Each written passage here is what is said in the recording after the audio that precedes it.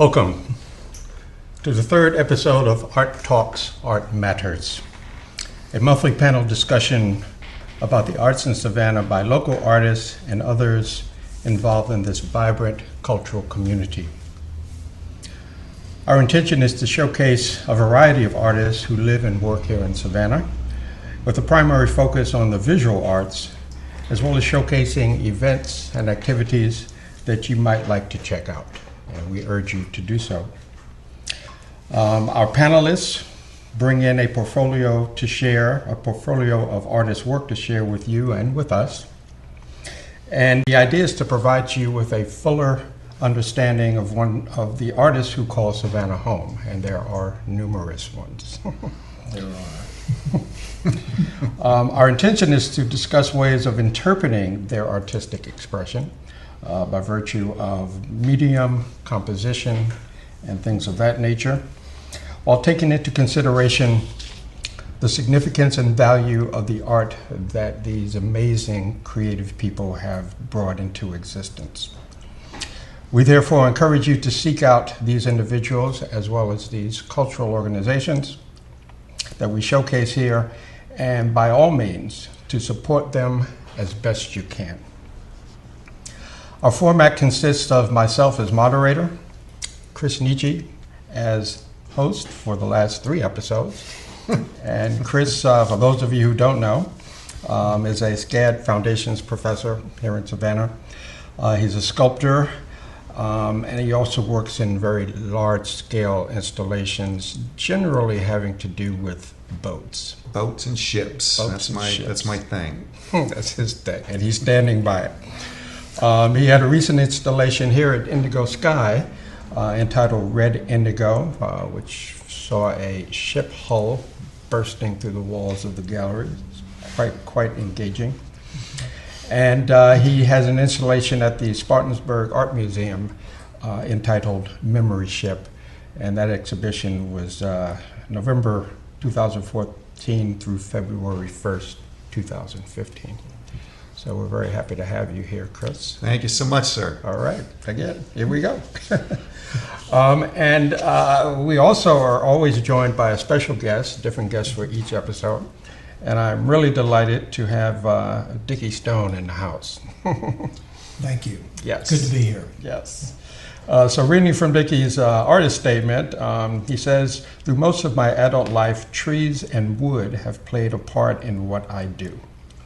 My paternal grandfather started the process by teaching me furniture repair and finishing at the age of 10.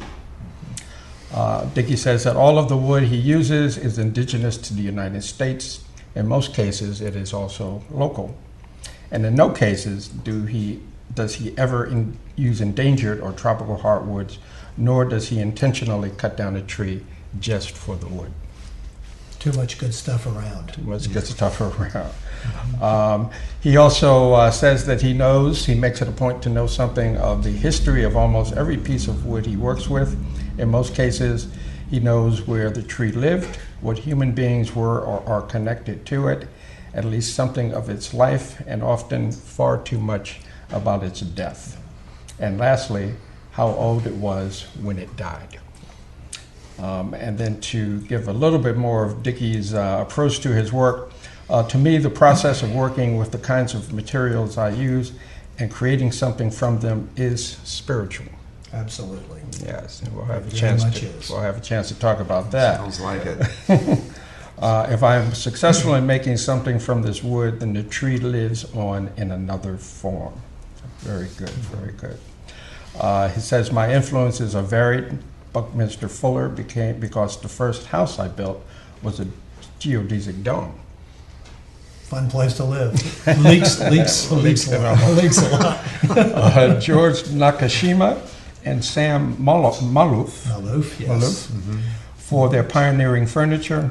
Betty Scarpino, because she was the first Turner whose work knocked my socks off, quote unquote. Richard Raffin for his books, which I read for months before daring to pick up a turning tool. And finally, William Hunter and David Ellsworth for the most obvious of reasons. And for those who don't see those reasons, we'll give you an opportunity to point out what they are. Good, thank you. Okay. Thanks, John. All right, so let's look at some art.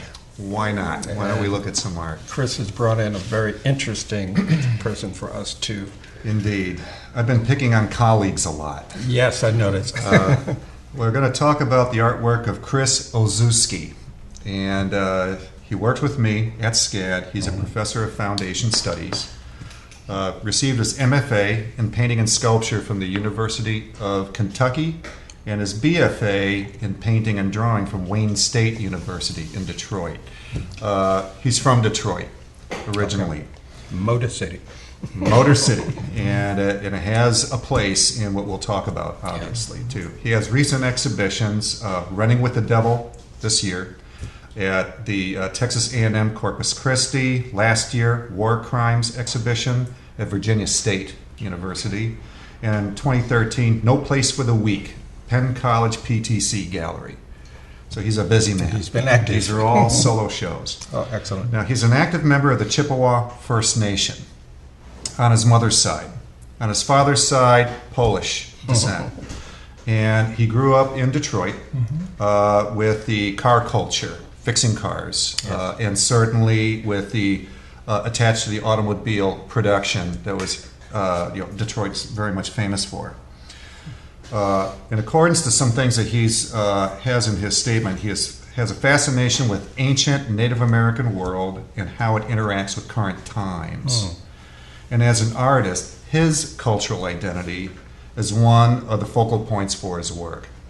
And directly from his statement, he is a completely assimilated Native American, and his paintings are philosophical inquiry and contemplation of this existence. The investigation of his cultural identity is based on superficial, mass-consumed imagery and drawing connotations to the disparaged images, the desperate images of Native American stereotypes. Okay. So this is something where he has basically been he melds culture from his upbringing in Detroit, and also honoring his Native American culture as well. So he's working in studio here. Okay. And his East European Indeed. heritage as well. So the first thing I want to get to is the next slide, and kind of an unusual slide. This is a Pontiac SUV that he acquired specifically for this particular project, which was over the summer of 2015. He went to Wyoming to the Gentile Artist Residency, and his project was to drive across country where this was a skin to this particular vehicle. Okay. So there's the Detroit connection, and it was for a project called Running with the Devil. And the way he wanted to treat this is that he was like a traveling shaman who had set up in advance visiting universities, educational centers on his trip, driving out there, where he was going to allow, after he spoke with several people, classes, to draw and write onto to the these. next image, 'cause I think that let's shows head to that. But basically draw what they refer to as their demons, and he was going to take them away. So he began with drawing onto this piece himself. This is the Fish of Life, which is This is his drawing. This is his drawing, and this is from something where it comes from the Native American folklore. On the other side of this, he did have the Polish eagle, which means power, and oh gosh, he talked to me about it, but now it slips. But he's referencing mother and Both father cultures, yeah. Right. So it's Culture. something where it's like an amalgam for Okay. him. Highly stylized. So if we go to the next slide on this is how he was arranging this road trip. So speaking with kids about what would be going on, and during the summertime inviting people with his art supplies to write their demons. And he kept it wide open as to what kind of demons, personal demons, for instance, whatever they may be. And it was a whole variety of different kinds of people that he was working with. Any idea how many people ultimately? It was, I cannot say. Okay. And he had numerous stops along the way. Sure. So if we go to the next slide, this is something where you could see it's been festooned even further. When he did get to South Dakota, it was a school where it was 100% Native American. Oh, really? Yes, indeed. So it was something where he wanted to pick on these really selected sites and to work with kids who were trying to see about bringing their culture to current times. And so he was doing this in this rather conceptual manner that really related to like this sort of shamanistic journey that he would create, and he would take them away. Yes. For this. So for the next slide, as we see, working further into this, this is actually like a detail. This is one when he was in South Dakota. Oh, okay. And then made his way to Wyoming, to the Gentile itself, like for the next image that we have. And there he is. And so on this side, it does show the Polish eagle. And there it is. Yes. There it is. So, and you could see how he has just totally inundated these images with this. And the thing that really, that I'm really struck by is the intense mixed media that goes into the creation of his works. And just this community invitation to be part of the whole thing for this. So on the slide after this, we could see the displayed work itself. Yeah, there it is. Yeah. And it's something where, I mean, we'll take a look at his paintings, but it's something where I was really captured by the nature as to the way he produces his art. Yeah. It's almost like a kind of collaging sensibility that goes into the creation of these things, though maybe not that particular process. Sure, but the overlapping. Yes, indeedy. And Well, participation absolutely. from multiple different people, adding to, subtracting from. And the way he was dealing with his own cultural identity about this as well. So this is a highly personal process that he was going about in doing this. So while he was there, this is where he found some other folks with regard to like more vinyl that would go on to it. Okay. But before we get to that, I mean, it's like I just wanted to see how you folks would felt about what you're looking at right now too. I mean, like your take on some of this. I think it's very interesting that he's taken an automobile and put a skin over it, and then the automobile has been skinned. Indeed. And so the automobile has been flayed, and there you see the skin on the wall. Kind of like the buffaloes, maybe? Well, that's the thing I was discussing with him too. I said that was my take on it. It's just, it's like the skin and how it's been repurposed. Yeah, and with respect to that, the ritualistic tradition of painting icons, symbols on that buffalo hide, that it's not just a canvas. This material gives those intentions a sense of spirituality, a way of going beyond. It gives a sense of like ceremony. Yeah, it's very It would much so. seem for Very much that. so. Yeah.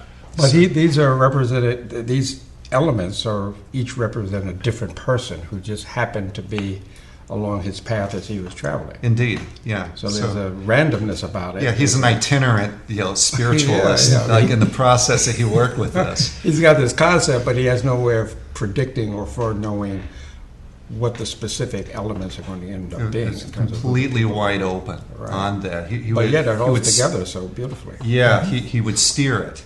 Right. Certainly, as far as discussing it, I think to help the people he was talking with to come up with the kinds of things that were important to them that they would then place on this, so that way it could be taken from that. So if we get to the next slide, I mean, this is where, as you see here, this is from when he was on his return trip, and this is entitled "Heads I Win, Tail You Lose," and it's the buffalo nickel for this. So And he's tailless. So he began this, and then he made a coursing journey once again, visiting different like universities different educational places where, once again, talking about this with young people and allowing them to create their additions to this in order to complete the work. And as you can see here, it's like highly, highly festooned. That's the same piece. This is from what we just looked at, yes. So Right. what we saw that was on the wall was the beginning, I see. Okay. and then Of course, there's a this lot is more where on here. it got taken. Like on the next great aspects of his journey. This one's so very different than the other, with the red and now the white. Yeah. So it's something where just the nature of like how people were putting their messages on this. Their iconographies, their personal iconographies. Some were just writing on this as well. So I just found that was something where there was a takeaway, that where everybody would have that kind of sense of wonderment, their own Yes. little momentary wonderment, and Yeah, my feeling on this. Yeah. And then there's two more images? Yes, let's take a look at the next painting. So, frankly, when I've known about this sort of nature of Chris's work, and we did have a faculty show. This is the piece that was on display, and this is what wowed me initially. And This particular piece. this particular work, and certainly it's like this. It's like this Jeep, and certainly that harkens to Detroit. Back to Detroit. Back to Detroit. So it's something where he really makes use of that aspect of his own personal experiences. But what I was really drawn to is that he works with all sorts of poster boards, a lot of recycled and repurposed materials. So this is a collage then. Very much collage. It is whether there's marker, there's paintings, parts of it is burned, there's tape. Do you know its size? The size was about, I think, something, I'd have to say about 60 inches wide. Okay. I think, if I recall correctly. It was fairly large. He'll wail on me if this is incorrect. Okay. Okay. But yeah, it's sizable. Okay. And it's a diptych. Okay. So it's a work that is, it really sets up like this really wonderful kind of mark making. Okay. All right. Well, let's look at the final Let's one. look at the final work. So here we have the buffalo. Back Right, to the which we buffalo. saw on the And vinyl. And from what he was telling me, that's, as you see, it's like several different placards that are placed together on this, and these are placards like from during election times. When they're done, and sure. yeah, he would find them, he would reuse them for the purposes of painting on these. And it's a means where like this kind of grid out that he would create, and then working into like this kind of like rather obsessive mark making for the creation of these works. So the to me, it just makes the buffalo just absolutely iconic. It's an absolute icon. That's amazing. I mean, all of a sudden, I saw this rather Africanized figure on the hind leg. Oh my! Okay, like the legs are coming down, and it's like a dress, and I don't know if anyone else is seeing Well, that. you can but- also see the shape of the continent. if you Yes, will. yes. And you also can see a buffalo head in there too. Yeah, it's So, fascinating. Yeah, it is. Well, it's this. I mean, from what I've seen with his work, from really small collages to works like this, it's a layering and layering and layering of information Yeah. that goes into this, Yeah, yeah, yeah. and it's very rich. So, Chris, tell us again. He's local. Oh, yes. he's here. In He is Savannah. here. He's been teaching at SCAD for like a good number of years. And let's hear his name again. Chris Olszewski. Olszewski. Yes. Good Indian name. And he's exhibited at a solo show here at Indigo Sky several Indeed. years ago. Great. Wonderful. It's a marvelous portfolio. Thank you very much. I Thanks for think bringing it's wonderful work. Yeah, yeah, yeah. I'm sorry I wasn't along the way somewhere so I could add my mark. All right, well, we'll see what your marks are here. We're going to have an opportunity to see what Dicky Stone does. Well, thank you.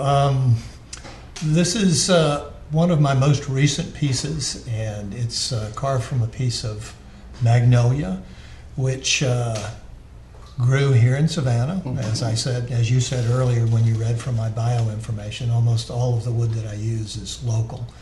And I find it on the side of the road, or people call me and tell me where down trees are and things like that. This tree was unfortunately cut down. It was a 65-year-old magnolia tree. And a friend of mine, who was an artist, asked me if I wanted some of the wood, and so I said, of course.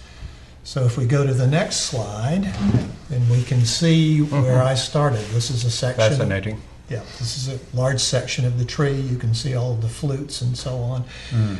And what I did with that section was cut it into a circular piece so that I could then mount it on my lathe and make a form which I could then carve. So the next slide shows the piece after I've turned a bowl, a round form. Is that kind of like you're generally, that's the process that you would begin with? Largely, much of your work? Largely that's the process. I've begun to branch out into things that are not done on the lathe, but this is where I started. Okay. How heavy? This weighed, probably 150 pounds when I put it on the lathe. And So that's a heavy-duty lathe. One goes very slowly in the beginning, and because pieces do fly off, and it's got to be real. I've heard of people suffering injury when that I've tool broken kicks back. teeth, broken my nose. Just to let the viewing audience know, this is not an easy process. Yes. Okay. So the next slide then takes it a little bit further. I've drawn on the outside of the bowl that I've created, and now I'm beginning with tools like what's shown there to carve the individual elements that I've drawn on that bowl. Now, are we looking at paint on the sides of those? It's like no, a gray I think, material? well, what I did was, it's very difficult to see. This I intentionally left the sections of the tips very large. I see. So that I then colored the tips so that I could create motion so that they would not all be in the same plane. I see. Okay. So the paint is telling me which parts I'm going to take away and which parts I'm going to leave. Okay. And the black up at the top is the heart of the magnolia tree. So then the next piece is back to the original. So what's the size then of this? What do we have here? That is about 18 or 19 inches in diameter, and it's about 10 inches tall. So it's a pretty big piece. It's so fluid. Well, thank you. So absolutely, I mean, it is sort of almost like, it's like the wind, the seagrass wind. Thank you. It has that kind of like, sensibility to it. So this is really, I mean, just to see it work, it's kind of marvelous to see how could you get that out of like a piece of wood. Thank you. Well, that's interesting to draw those kind of references, and this is not to stifle people's personal responses, but do you name these? Oh, yes, I do. This one is, I have not named this. I was very upset when this tree came down, and when I had it on the lathe, you were talking about the danger and the heaviness of pieces. This piece actually came off the lathe and broke in two. Oh, shoot. And so this happens when I'm working on pieces. Things break, and I view them now as an opportunity. So symbolically, I thought that this is the tree telling me that it had been broken. So I then had to figure out something else to do with it. Okay. So it's difficult to see everything that I've done with it. But So the title of it? is, kind of broken heart or broken. I'm still working on it? I'm still working on it. That's very new. Okay. So the next piece, the next slide, takes me back pretty much to the beginnings. This is a hollow form from, again, a local tree. This was a water oak that was knocked down in a storm. That piece is hollow on the inside, and it's... Yeah, so the decision to kind of keep the aperture of this thing, I mean, like, it's like the true nature of what the wood was. It seemed like you didn't really alter it. No, I didn't. And so in these things, people often ask, do I decide beforehand? Is this what I'm going to do with this piece, or is the decision made during the process? And it works both ways. So in this case, I knew those voids were there, and so part of the process was trying to integrate them into the form. Okay.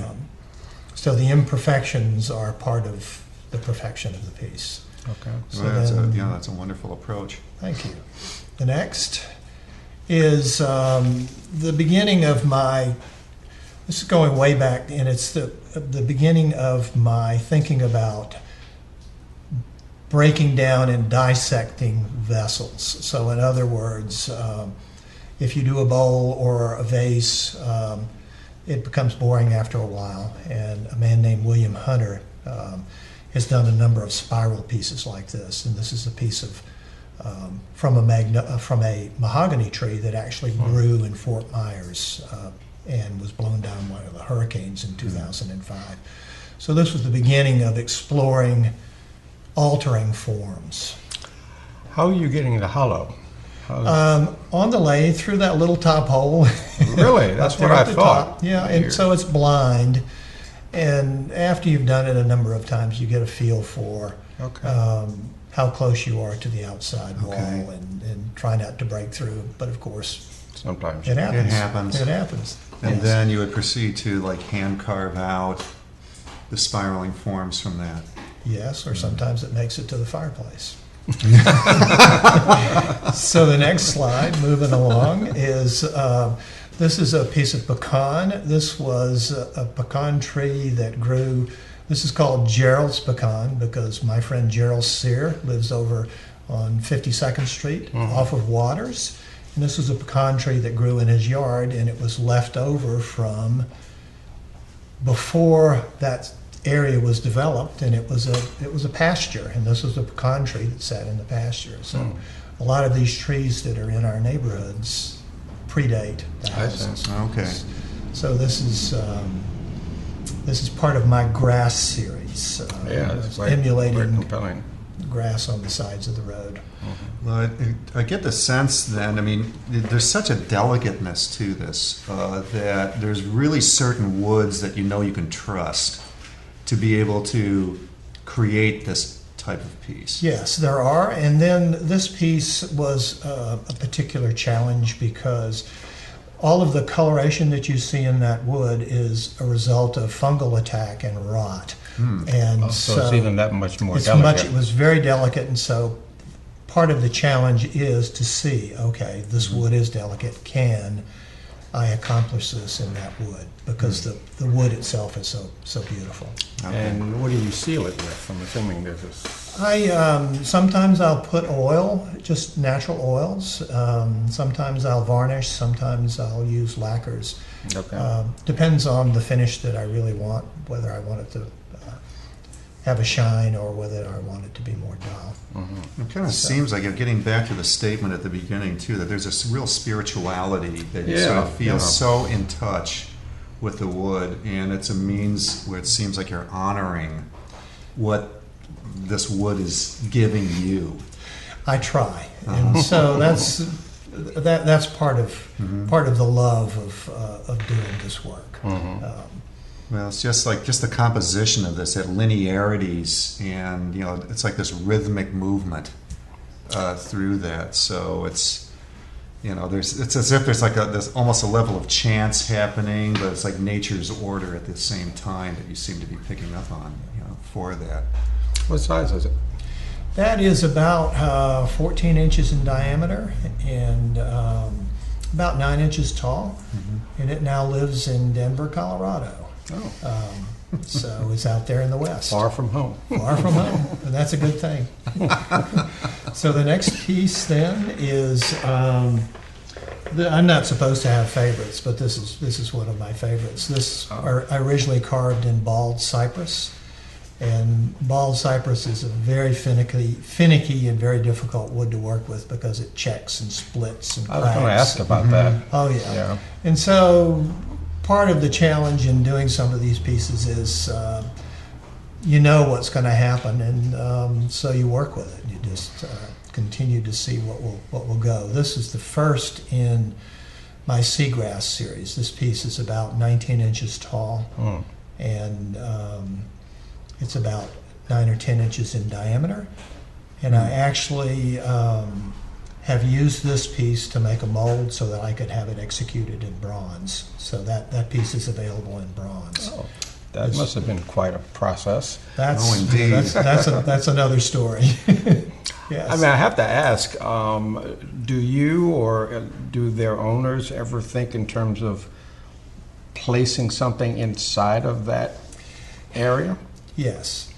And mostly I discourage people, but a candle in a votive would work. With flame? Flame, yeah. So in a votive, that's the key part of this equation.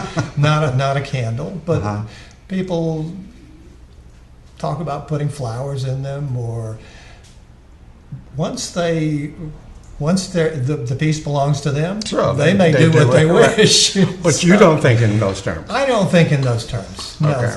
These pieces are non-functional and they're decorative. So. I mean, I guess I ask because on some level, in terms of the spirituality, I would think that is a very spiritual place. That's a very magical place to be in there with that energy around you. So I hadn't thought of it that way. That's a good point. Yeah. Well, I mean, It's a new dimension. Well, the beauty of this too, as far as seeing different kinds of turned wood, like burled pieces that you would encounter, this really takes it to a degree where it just defies that. I mean, I've seen some of the work at Kobo Gallery of your pieces, and just the wonderful delicateness that's in that. It's almost magical for me. So, well, I certainly thank you. Well, it's I'm humbled by your compliments. Thank you very much. Well, just to think that it comes from like a wood piece, and to be able to create that, I mean, it's something that I would feel like very, very nervous even trying to attempt that particular work just from itself. So, I mean, it just really shows wonderful mastery. Well, thank you. But it's all an adventure, and it's all fun. The adventure continues. The adventure continues. Yes. So this is your portfolio. This is.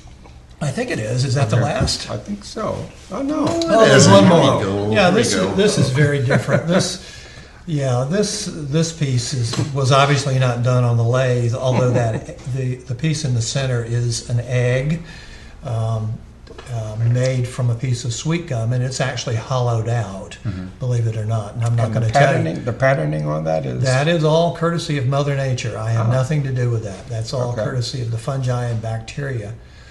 That piece was inspired by Enoch Hendry, the pastor at Trinity Church here in Savannah. And I did this just before the election in 2008, in which we were transitioning from one period into another. I did not know at that point what the outcome of the election was going to be. But I have a tendency to be negative in some of the pieces that I do. And Enoch Hendry challenged me to do something positive, thinking about the election. And so this piece is called Enoch's Challenge. And the two black elements, one represents the past and the other is the future. So something delicate is being passed from one to another. Well, it has a strong sense of that, very lyrical, very, and yet there's a certain amount of tension at that point of exchange, if you will. Well, and also just the colorations too. I mean, where you have this like fantastic focal point and like these implied qualities coming in to that, and these stylized hands. They almost appear to be. And they were. That was the idea. So And that's all wood. That's all wood. Okay. Yes. Three separate pieces. And is there another? Now we're gonna move over to my gallery mate, Heather Lindsey Stewart. She is the founder of Kobo Gallery here in Savannah, 33 Barnard. She had the idea 9 years ago to found a gallery. I beg your pardon, to found a co-op. Heather is a graduate of Eastern Carolina. She has a fine art bachelor's degree. She does not have a master's degree. She's been working as a jeweler professionally here in Savannah for 16 years. And she specializes in work with sterling silver. Mm-hmm. And to say that Heather is a jeweler is not doing her very much of a service, because she is much, much more than a jeweler. Mm-hmm. She's a sculptress and a painter working in silver in small forms. Mm-hmm. And so she's not a wood turner. She is not a wood turner. So the base piece is one I did. So Heather and I decided that we'd do a few collaborations. So I thought we'd start with two of the pieces that Heather did. Heather is heavily influenced by things Japanese. Okay. I've got a feeling that in another lifetime she was probably Japanese. And this is a stylized plum tree. And the piece of wood is a piece of cherry. Oh, nice. Yeah. Well, it's a simple, elegant piece. I mean, with these like stylized ornaments on that as well. So I mean, it sort of gets the sense that they have real specific meaning. They do. To her for that. They do, and we'll get into some of her other pieces. And her piece there is a lid to what you have created as a vessel. So there's vessel. Yes, that's a hollow vessel. There's a hole where that sits. So the next piece is another collaboration. The wood is a piece of wax myrtle, and it was a relatively large wax myrtle. That piece was about 8 inches in diameter. And then the finial on top, and we call these elements that sit on top of these round forms finials. There are 3 branching elements, and this branching motif, these long linear pieces with the flattened ends, you'll see this in other pieces of Heather's work. Another element is the round disc in the center with the branch in the disc. And again, that's all sterling silver. So, and once again, Japanese influence. Right down the line. Yes. And we'll see that more, especially in the next piece. This is a piece which has to do with the turmoil and chaos of everyday life. The branches on the side are representing those things that may distract us and bother us as we walk through our life. And the centerpiece is a vine.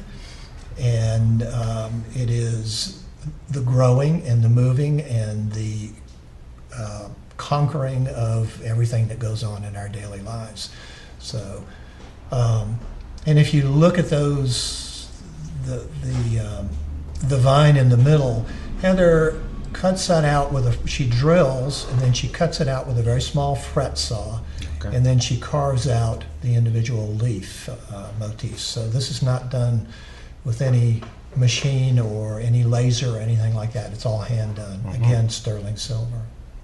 Very nice. Well, I get the sense that it's something where like it's part of her own sense of like honoring, almost culturally or spiritually, by the very careful activity on that. You mean the crafting of it? Yes, and also just the symbolism surrounding this. So does she sort of like infuse like symbolism with her work? Oh yes, and the next couple of pieces we'll delve a little bit more into that too. Yeah, because it's like a nurturing center. Yeah. Heather is an old soul. So the next piece is. And this is Heather's beautiful brown hair. And I know less about this piece, but there are obviously 2 fans, and one on top of the other. And again, you can see the branch motif in the top fan. And then again, she has her vine element in the lower piece. And then I'm not quite sure what the flower is. But again, sterling silver, and she's added a patina to it. But you can see these are not simple pieces of jewelry. These are carefully thought out, and they're sculptural. But at the same time, there's a sense of whimsy, fantasy, lyrical. There's nothing symmetrical about it, and yet it holds together compositionally quite well. There's a lightness, and it seems like the plant, the growing vine, a flower. This seems to be like a certain theme that carries in her work. It's something that's sort of like it's a motif. It's a leitmotif, if you will, that carries through her work. And and yes, two more pieces. This piece. Can we go to the next one, and can we come back to that one? This piece is inspired by one of Ando Hiroshige's woodblock prints, 100 Views of Edo. Edo is the ancient name for the city of Tokyo, and this is her interpretation of one of his most famous woodblock prints. It's a famous bridge over one of the rivers around Tokyo, and the fireworks. That's the river there at the bottom. Yeah, that's the bluish, and then the bottom portion is the bridge, and then the fireworks in the sky. Fireworks. So, fireworks. So it's called Fireworks Over Bridge. Yes. And what size is this? That size, the disc is about 2 inches, and it's a disc that does have some depth. So it's not just a flat disc, it's a disc that has some depth to it, probably 1/4 of an inch. Okay. So the coloration that she brings into this, I mean, as far as the treatment to the metal. Yes, she'll use various chemicals to develop the oxidizing process. Oxidizing, patinaing process. Yes, sure. Because I thought they were stars, for the. And they are for you. And Chris. they are for you again. So that's what. So I thought the same thing. Actually. Yeah. So then, can we go back to the one prior to that? And again, this is inspired by another one of Hiroshige's woodblock prints in that same series, and the plum tree could be possibly the inspiration for Vincent van Gogh's famous take on the plum tree. In one of his calmer states, I believe, yes, when he was painting that. Yeah. So I have a plum tree in my garden. Okay. Very good. So is it incised in, or is it cut all the way through as far as her style? That's cut all the way through that first disc, and then there's a depth to it which is not apparent. So there's another disc on the back of it separated by a banding around it. So it's actually about 1/4 of an inch thick. Okay. Are there more? No, I think that's the final one. Well, as far as looking at these two, I mean, the way I see it is there's this real kind of a minimalizing kind of quality to it, like the take of the bridge, the fireworks, and where it's simplified. It's as if it gets to an essence for that. I mean, they almost seem, when I think about essence, I think about haiku.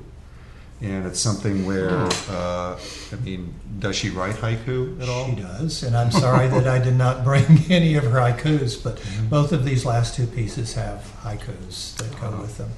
So that's part of it, and if it's a miniature painting. It's a little small painting. So she's not just a jeweler.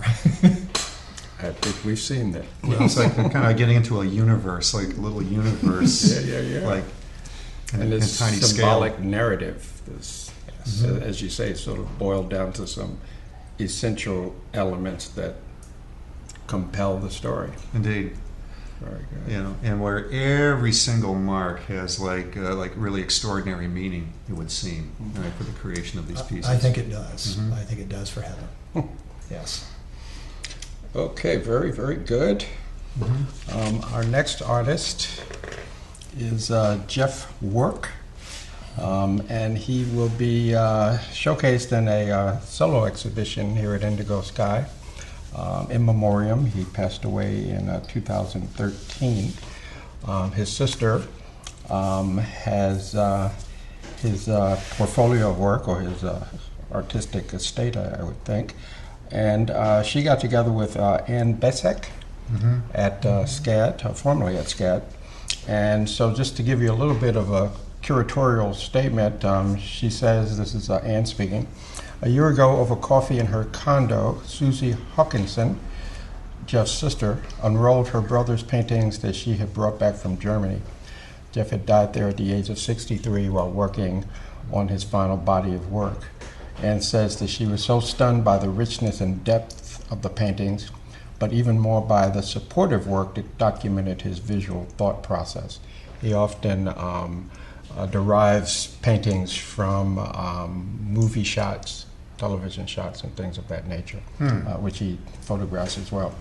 The dialogue creates emotive narrative experience that layers the different visual strategies of paint, photography, TV, and cinema, capturing the intensity of everyday human experience into a narrative embedded in color and paint. So this piece has a couple of different titles, to be honest with you. It's either called Man with Beer, or Guy with Beer, or Man Walking. There's so much going on. The more I look at the piece, the more You could I have see. about 5 more titles, yes. Because initially I didn't even focus on the beer bottle. Okay. I mean, the skewed. Yeah, the the diagonal point of view. aspect of it caught my eye, of course, and then And that works? You find that works? I think it works. Yes. Okay. Well, it really begins to set up a question. I mean, there's something about when you're dealing with narrative painting, and I think especially when in 21st century art, Right. There's Which a he is certain- very much a... there's a real practitioner. responsibility to, well, what are you dealing with the humanity, I think, with this, Right. and what are you carrying with it? So Yeah, it does yeah. get loaded. I mean, it's something where it's like deceptively simple, but there's decidedly more going on here. Oh, sure. Like, is there a dialogue between these two? I mean, what's on the minds of these people, and also this skewed view. It does set up something where there's more of a charged atmosphere to me. Yeah. Even though the colorations are rather light Yeah. that I see going on with this. Until you get to the back corner there, and the eye becomes drawn that way too. So You what mean do on the on open left the hand? left, doorway, yeah. the left back there. So what's going on back there? Indeed. Has he just Yeah. come from there? Well, let's go to the next one, and I'll give a little bit more of Ann's curatorial statement. Whether the subject matter is generated from family photos or from contemporary media, his work process transforms them into powerful emotional experiences that commands the viewer's involvement on multiple layers of meaning. In line with what you had just said. Yeah, it would seem, because once again, there's that off-angle quality. Yeah. It sort of sets up a voyeur kind of a quality too. Especially in this one with what looks to be a curtain on dominating the left-hand side. Yeah. So, and once again, there's a character in the background that is that a bearded person, or who is that? Is kind of like painted in such a mysterious manner. Yes. Once again with these rather like delightful kind of colorations and almost halations of color that are working around that. This one is much more soft and broader brush strokes. Yeah. Then there's the chandelier in the corner again. Is that going to be a motif? Well, let's see the next one. Ooh. It's an audience. It's an It audience appears to be an audience. with a central figure holding a A dog. dog. Is that our title? Actually, I don't have the title for this one handy. You have to come to the show to find out. Very good. Yeah. Well, it looks as if they're in a theater, Yes, and they're obviously happy, yes, And- including the dog. including the dog. Well, I mean, when it's talking about like with cinema and television, like as part of this thing, the film The Artist, who is like the silent film artist, and he had his dog with him, his little dog. So, Okay. And so I'm almost feeling like there's like almost like a a pathos connection there, whether that's really true or not. But the idea of an audience where there's like several of the people are so blurred out, and there's like this kind of centralized focus on that one character. That I'm really struck by that. The attention to detail and clarity and specificity, I should say, of that dead centered character compared to as you go out to the edges of the paintings. And notice everybody else seems to be laughing except for him. He's got kind of a smirk on his face. Is that a smirk? but there's the unusual narrative where it really starts to pose more questions than answers. Yeah, so you become engaged in this painting. Yeah, I mean, the longer you would spend time with it, you really start to like wonder. Yes. On that. Well, let's see. We've got a few more of Jeff's work to look at the dynamics of this one. Now again, we've got that same central focus, and then the blurring of that figure to the right is. Yeah, I mean, there's almost a hecticness that would seem to be going on to this. Certainly urgency. Very much an urgency, and it's a bit unsettling for me. I mean, and the colorations also. I mean, with the other works, a lot of interiors and colorations. I think you would like affiliate with it. Now, it's an exterior, it would seem, and it's hard to space it. Yeah, it is. And then like these really hot colors, like going around a really cool dressed person on this. Cool in both sense of the words, color-wise and attitude. Yeah, and just say the attitude of the face also. Just like there's something really, really intent going on. So it makes me wonder: is this sort of like almost like a interior perception of what are we seeing on what's going on the outside? Okay. Psychologically, what could be on the inside of this one key person? Yeah. So once again, more questions on this. Okay, I think there's maybe two more or one or two more. Ooh, very different. So this is something where it's like more landscape? Yes. Like treescape? Yeah. Trees. I wonder if there's some wood in there for me. Settle down. So. No, those are still alive. Those are still alive, I would not. Fall colors. Well, Blue. Chris, you seem to really feel. I was attached to this one when we were first going through. Well, what was that? I think it's just something where I was being caught by this as if like one is laying down looking up at this. And I guess that's the reason and that's why. The sky beyond. It's the sky beyond, because there's sky space that I see going on there. And so immediately I got that impression. And taking into account that this is a work that is so different, subject matter wise, from the other pieces, still it sets up a really unusual perspective, an unusual point of view for myself. And so as if like, well, why are we down looking up so dramatically at this then? And why the four? Indeed. Yeah, and I think part of it may be that so often we think everything is at eye level and lie back down and look up at the stars or look up at the beautiful foliage and the deep blue of the sky. The deep blue of the sky suggests that it is looking up, because on the horizon it would not be that deep. And the modulation of the colorations are very subtle. I mean, it's like a Cézanne-like quality that I notice in here, including even the mark making that goes into some of these particular works.